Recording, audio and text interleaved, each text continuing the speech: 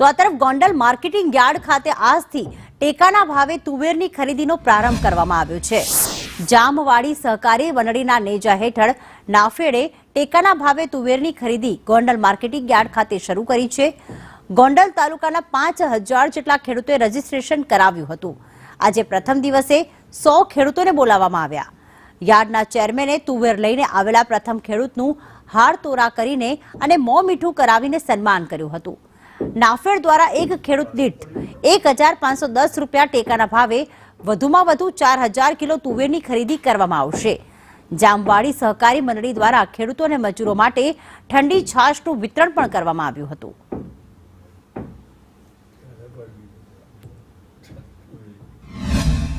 આજથી ગુજરાત સરકારે જે ખરીદી ચાલુ કરી છે તુવેરનું ટેકાના ભાવે 1510 રૂપિયાના 20 કિલોના ભાવથી એનું આજ ઓપનિંગ થઈ રહ્યું છે। મને આજ સરકારને અભિનંદન દેતા ખૂબ જ આનંદ થાય છે, કારણ કે 200 મણ જેવી ખરીદી કરવાના છે। એવી જ રીતે અત્યારે તુવેરની ખરીદી કરી અને સરકાર ખેડૂતોની સાથે ઊભી રહી છે। ગોંડલ તાલુકાની અંદર 4500 જેવી એન્ટ્રી નોંધાણી છે, એમાં જે ઓપનિંગમાં 21 ખેડૂતોને બોલાવ્યા છે અને ખેડૂતો બધા હાજર છે।